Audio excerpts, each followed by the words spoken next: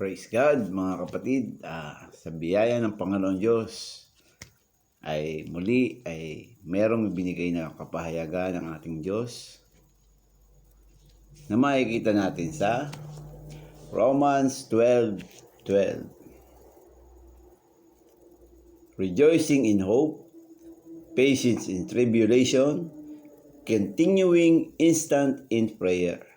Sa Tagalog, mga galak sa pag-asa, magmatiisin sa kapighatian, at magmatyagain sa panalangin.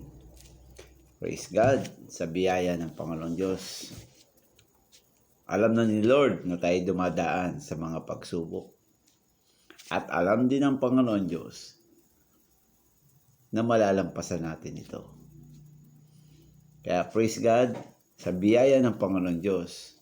Ang gusto ni Lord ay tayo ay matyagain. Saan? Sa panalangin. Matiisin. Saan? Sa kapighatian. Kasi pag nalampasan natin ito, naroon ang pag-asa. Lagi tayong may pag-asa kay Lord.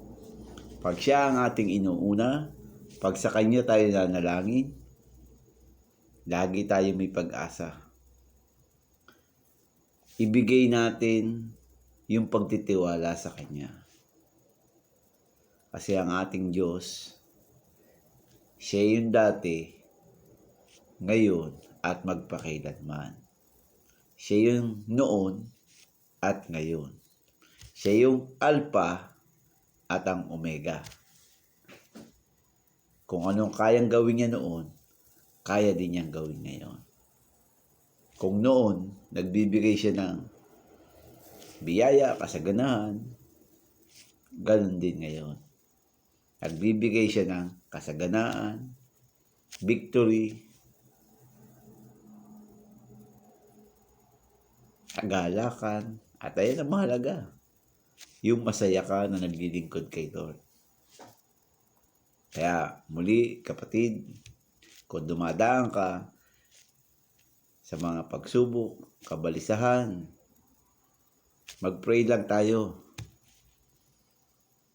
At pag tinagpo ng Panginoon Diyos ang iyong prayer, kasi time team yan eh.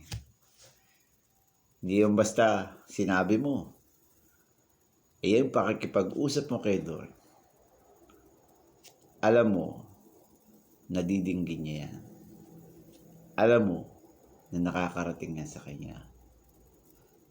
Kaya sa biyaya ng Panginoon Diyos, ang gusto ng Panginoon Diyos, tayo ay magmatyagain sa ating panalangin.